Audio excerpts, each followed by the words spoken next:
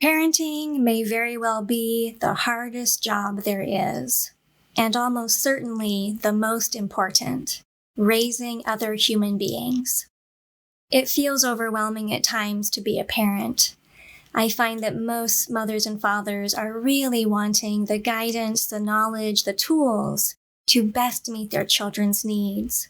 Every parent wishes that their children will become happy, healthy, and resilient. Today, we're diving into Parenting 101. Welcome to Root Cause of Happiness. I'm Dr. Sarah Bryn Morrow, licensed psychologist, therapeutic yoga teacher, and optimal wellness educator. I teach the physiology of mental health and the skills to overcome suffering at the root cause. My intention is to empower others to become increasingly resilient by understanding the many pieces of the puzzle to deep healing. Please join me as we explore the root cause of happiness. I've been working in pediatric mental health care for over 20 years, and what I have come to realize in all that time is that the best way I can help a child is by helping that child's caregivers. I believe parents are really hungry for the knowledge and tools to become the best parent they can be to meet their child's needs, but it is a very hard job. I have 2 boys, they're in their mid-teenage years, and I have read a lot of parenting books. Every time I read a new parenting book, I tend to have this feeling of, I'd like a rewind. I'd like to be able to go back to when my children were very young and be able to reparent them with some of the knowledge and skills that I now have. But we can't. We cannot go backwards. We can only start today to learn and grow and build the skills so that we continue to parent our children better and better over time. So let's start today from the beginning of how to be strategic and therapeutic in your approach to parenting. If you do want to read any parenting books, I would highly recommend all the books by Dr. Dan Siegel and his co-author Payne Bryson. They have several books on raising children, and they really talk about a child's developing nervous system as the way to guide our parenting responses. I also really love the books by Shefali Tsabary, The Awakened Family, and The Conscious Parent. I'll put these titles in the notes for you. Another great book is Mindful Discipline by Shapiro and W.A.I.T. These are books that all help us realize how important it is that we keep the attachment with our children secure, the relationship being the number one guide to help us navigate the ups and downs of parenting our children. I started this program by doing some of the more boring teaching about how the nervous system works. What is the fight-flight stress response? What happens in the body and the brain when we're in a stressed place? And that's often what I'm doing guiding parents, helping parents understand not only how the human nervous system works, but what's going on in a child's brain and body when they are having sense of threat, when they are upset. And if you can understand how your child's brain and body are working, how development unfolds in its optimum, then you can be strategic as you approach your children and parent from a place of science guiding you. The first thing to know is that your child does not have a fully developed frontal lobe. It takes until our mid-20s for that frontal lobe to be fully structured. So what will happen is that our children are still vulnerable to sensing threat. They can feel loss of sense of control. They can have scary thoughts and images that put them into anxiety. They can often fight to have their needs met in ways that come across as anger, defiance, bad behavior, breaking rules, lying. There is always a feeling behind behavior, and behind that feeling is a need. And if we disregard that human being's need and invalidate the feeling, the behavior will only get worse. So we have to really pause in our difficult moments of parenting and try to put ourselves in our child's shoes for a moment. This is a skill called theory of mind, the ability to not just be in our frame of reference, but to shift and consider another person's experience. What is this person thinking, feeling, perceiving, needing right now? And as parents, if we can do that, we can become our child's frontal lobe for them when they are in a stress reaction. So it's very helpful if, first of all, we can learn to self-regulate when our child is upset or acting out. If you want your child to be able to hear you, to process what you're saying to your child, to be able to have any level of self-control in directing their behavior, we have to keep their nervous system in a state of safety. So what will happen very often is that our child gets upset or acts out or breaks a rule, and we flip our lid. We as parents go into our own stress reaction. Maybe we feel anger. Maybe we're having negative thoughts, interpreting our child's behavior as being a direct attack on us, a direct sign of their disrespect for our authority. Or maybe behind that anger is anxiety, a true worry about, oh my gosh, is my child going to be okay in life if I'm seeing these types of behaviors and they're not going away? So in our own place of fear, insecurity, hurt, we can often go into our own parent stress reaction, which then only makes things worse. Our intense emotion then becomes a sense of threat to our child. The child is now not only dealing with their issue they were having, but now the human that they most depend on, who they hope is there to protect them, is now presenting as a source of additional threat. Our loss of emotional control puts our child's nervous system even farther into that red zone of fight-flight stress response. So the very first thing that I would like to encourage parents to do is learn your own self-regulation skills. This is really why I prefer to work with children in a family therapy format. I wasn't trained in that way. The norm in child mental health is that you maybe check in with a parent to get a little info, but you work with the child alone.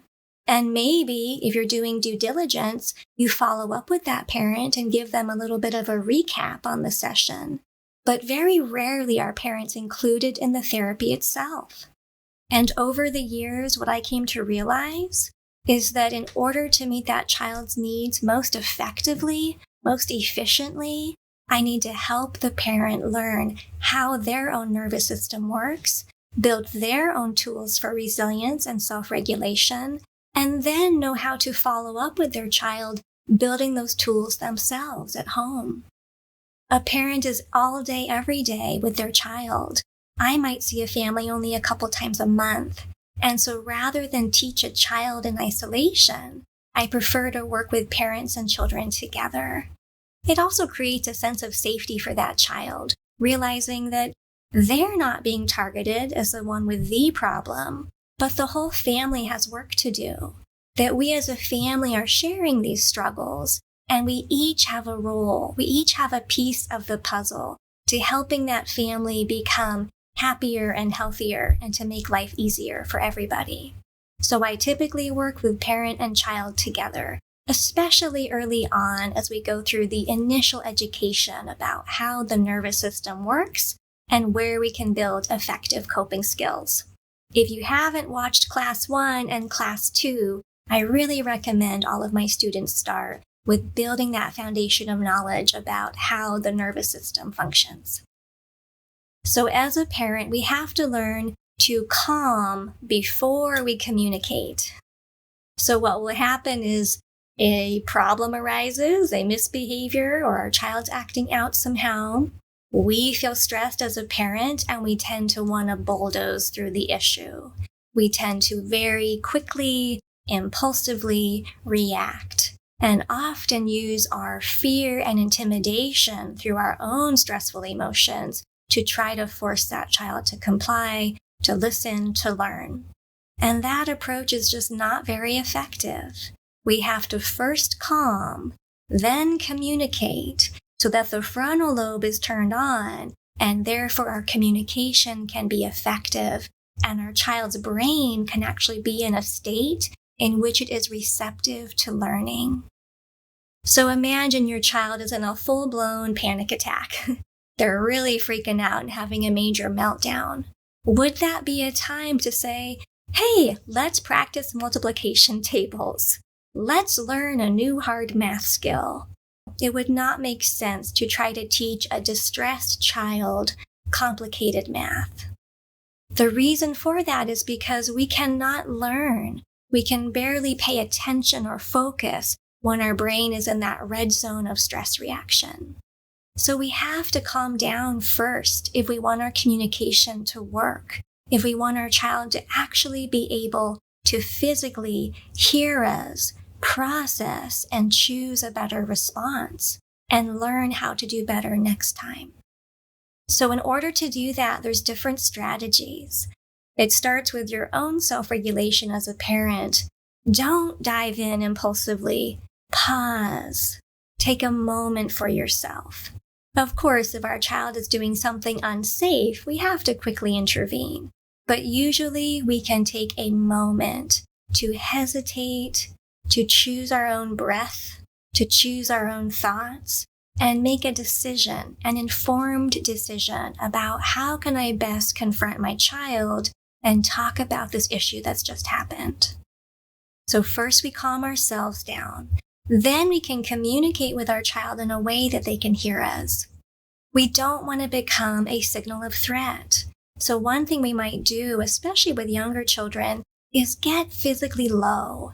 If we are hovering over our children, looking intimidating, we're so much bigger and stronger and louder and smarter, and that can make a child just shrink in intimidation. So it can be very helpful to our children feeling safe if we can get physically low, even below their eye level. Sit on the floor next to them, kneel down beside them. They can hear us in a different way if we do that. And look at them with a softened gaze. So be aware of how you're coming across to your child in your eyes. I say to families sometimes that we might shoot those death lasers out of our eyes, ooh, if I could harm you with just the intensity of the look on my face right now, I'm that mad. And we're always going to shut our kids down if we do that. We're going to put their nervous system into a stress response. We're going to add fuel to the fire when they're already having an issue, and they're not going to be able to hear us or process what we're saying or learn from the experience. So we need to self-regulate, be aware of how we might be coming across with intimidation, physically get low if we can, keep a facial expression, a loving gaze toward our child, and choose our tone of voice in a way that isn't threatening. What I love about that book by Shapiro and W.A.I.T defines is this term, the loving alpha. So this doesn't mean being sweetie sweet and always soft and always sing song. It might mean that we are firm, we are clear, we are stern even, but we're approaching our child from a place of the love we feel for our child, even though there's a behavior we need to confront. So this can take some practice. So we all want to be an alpha to our children. They need that from us. They actually want to know that we are in charge, that we will set the banks of the river for them, these strong, unwavering boundaries. But within those boundaries, there is room for flexibility, for our child to navigate their own life path, to make a lot of their own choices. So it's kind of like, you can't cross this line, and you need to strive for this line, but within there is room for you to be you. So we can work on being a strong alpha parent, but approaching our children in a way that they always feel safe with us, even when we're angry. So let me just say this doesn't always play out the way we wish it would. Again, as I read ongoing books on how to be a better parent, I too have regret. I too wish that I could go back and be more loving and less alpha when my children were little. But I can't. But I have always been very good at repair. So I always want to help parents know that you will not be perfect. You are going to flip your lid sometimes. You are going to handle some situations in ways that you later regret. Again, have self-compassion, because the reason you behaved that way was in the moment your own nervous system was in a stress reaction. You had lost blood flow and function to the smart part of your brain. Your neurology was in limbic system survival mode. And in that mode, we are not very wise, and we're not very thoughtful about the way that we are reacting to a situation. That's why we have to start with awareness always, to learn to pause and notice, bring awareness, turn back on that frontal lobe so we can choose our response. So when you have a rupture with your children, it's very important later, once you have calmed all the way down, they have calmed all the way down, that we come together and acknowledge the hurt we both felt. So it's very powerful to be humble with our children and to be able to say, hey, I'm sorry about how I reacted earlier.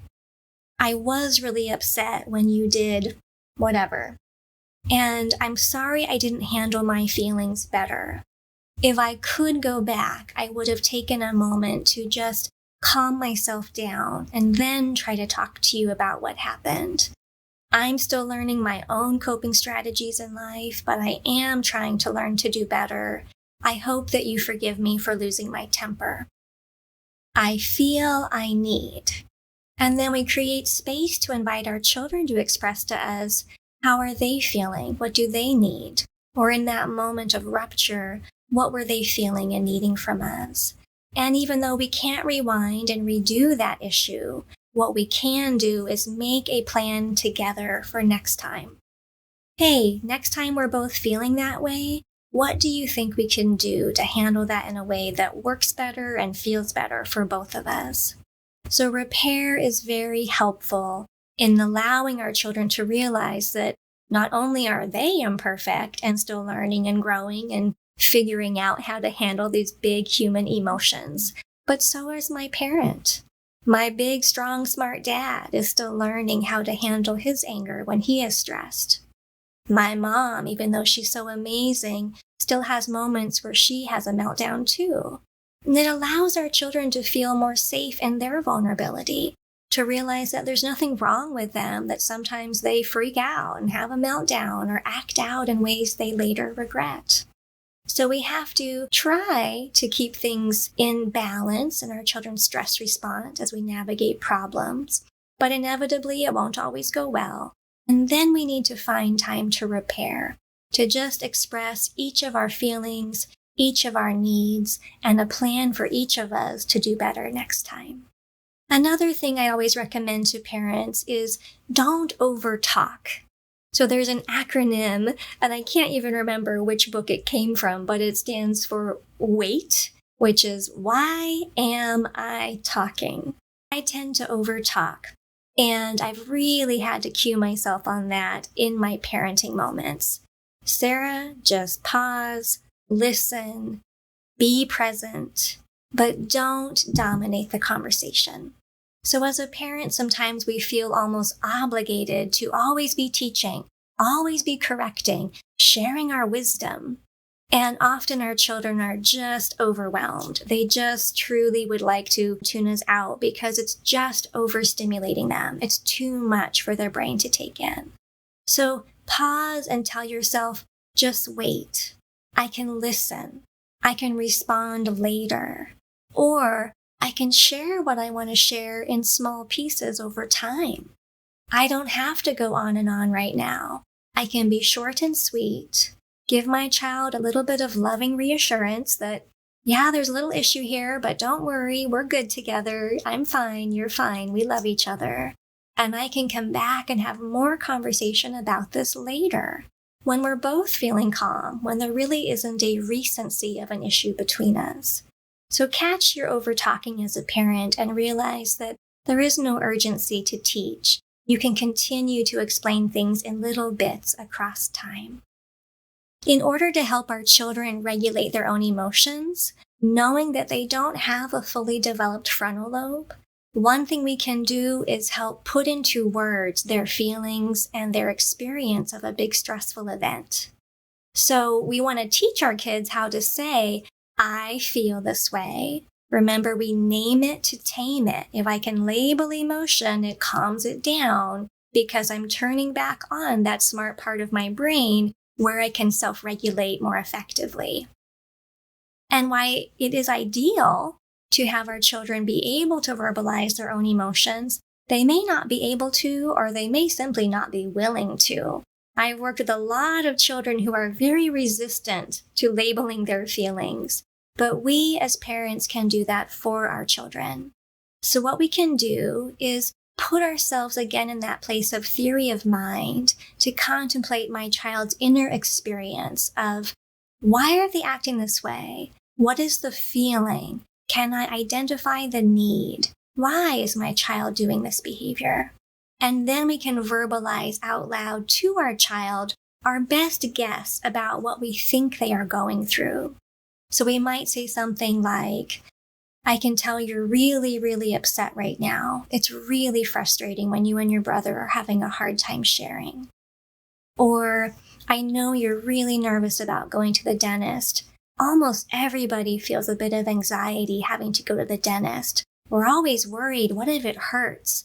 And it feels weird to have somebody in our mouth where we don't have much control. It feels really vulnerable. We might express saying, I know you're really mad at me right now. It makes sense. I know that you think it's really lame that we have limits on technology.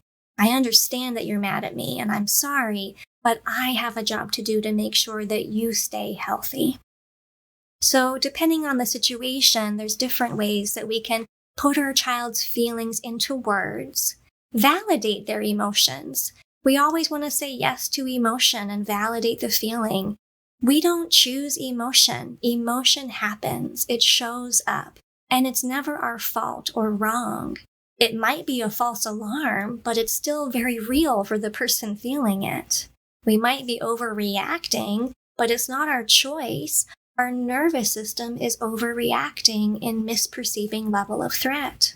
So we have to have this compassion to say, I can see your emotion and I understand it and I'm sorry you're hurting. So we have to deal with validating, labeling, verbalizing emotion for our children. It helps them build the capacity to have their own self-awareness over time, to be able to regulate their own emotions. We then redirect behavior. So I think it's Dan Siegel's term, which is first we connect, then we redirect. That's not our human norm. We tend to show up very quickly and redirect behavior. Stop that. And we totally miss this moment that's so essential and powerful of emotional connection. So try to pause, bring awareness. Why might my child be acting this way? Let me help my child identify their emotion. I'll even sometimes ask for clarification. It seems like you're really stressed about this. Is that right? And if not, my child might correct me then, because then I've helped them contemplate, what am I feeling and why? And maybe then they can express it better. And then I'll redirect behavior. But the redirection of behavior is going to work way better. My child will be able to hear me, to stop themselves, to redirect themselves, if their frontal lobe is working, if they have their own self-awareness at play as we navigate this issue together. So first connect, say yes and validate your child's emotion, put their feelings into words, then set boundaries on the behavior. Later, reinforcement. So if you want a behavior to change, there's something you don't like about what your child is doing, saying, I have corrected them 100 times on this. I have told him not to do that. Why does she keep breaking that rule? Well, then what we need to do is look for moments of success, drop the bar low enough to look for those times when our child does better, and be ready to react with positive reinforcement when those times show up. I was trained in a very behavioral format for parenting. So cognitive behavioral therapy is a wonderful form of therapy, but if you're just taking a behavioral approach to raising children, it's going to fall short, and it's not going to be very enjoyable to work with your child in that way. What I've really come to realize is how essential it is that we parent more from the heart. Secure attachment, our love and compassion for our child guiding us. So we need to learn to recognize when our child is trying, did succeed, did listen, followed that rule, and we need to react to those moments. What we know is that punishment is not very effective. We can just look at our failed prison system to know that. Prison is miserable. Nobody wants to go there. It really is a huge amount of suffering. And yet people do not seem to be reformed or turn their lives around from that experience. They might find themselves right back in jail. So punishment might, in the short term, scare your child out of repeating a negative behavior, but it is not likely to change that behavior over time towards positive growth and development. But what does change human behavior significantly is reinforcement. We tend to do what works for us. We tend to do what gives us a sense of power in our lives. And so as parents, we really have a lot better chance at shaping our children's behavior if we give our energy, attention, reactions, emotion to the moments our children do well. This requires you as a parent setting that as a goal for yourself and being on the lookout for those success moments. It's not really our intuitive nature. We tend to have the saying like, let sleeping dogs lie. Don't mess with a good thing. But in doing that, our children receive this message. When I'm doing the right thing, making the right choices, following the rules, controlling my emotions, I get nothing. My parents don't seem to notice that. But as soon as I make one mistake, there they are. They really notice that. They really give a lot of parental energy to my mistakes. And we tend to be reinforcing the opposite of what we'd like to see more of in our child. So learn to look for the opposite of the problem. And when the good moments, the successes do arise, be ready to respond with positive, significant, authentic energy towards your child. Tell your child, thank you. I appreciate that. It really means a lot to me when you make this right choice. Hey, I saw you really handle that really well. Way to go. I'm impressed. That's a lot of growth from when you were younger. Hey, I saw you be aware there and choose how to respond to your sibling. That's really cool. That's really grown up. That is where our children are going to light up inside. They're going to feel seen. They're going to feel appreciated, feel important, and it's going to motivate them to continue to make more of those right choices. There's so much parenting that I'd like to teach everybody. I can't keep it all in this one short video, but I wanted you to know that there's going to be more to come. There are topics I already have outlined I'd like to teach about. One will be helping your children learn to eat vegetables and foods they don't like. Plant diversity is so essential in pursuing optimal health. Sleeping, bedtime, so important in raising our children. Helping movement be part of our family value system, how to find a healthy relationship with exercise. Working on existential fears, parenting around your child's anxiety, their insecurities, how to help children build self-confidence and be sure of themselves so they're fortified against peer pressure and bad influences. I think we need to talk about sexual development, addiction prevention. There's so much that matters in our parenting journey. So just know there's going to be a lot more parenting videos coming out, but I hope this gives you a good start. You can do right by your kids if you work on your own self-awareness, your own self-regulation, and you learn to pause and choose response to your children, being guided by the love you have for your child, the relationship you want to have, and compassion that your child, just like you, is doing the best that they can in each life moment. We all are doing the best we can with what we know, with the tools we have, but we can learn more and figure out how to do progressively better over time. Thank you for joining me at Root Cause of Happiness. If this information was useful to you, please share it with others seeking knowledge and tools for resilience. It is a meaningful contribution to the world when we become proactive in our healing journeys. By learning and growing, by increasing our awareness, by addressing the root cause of happiness.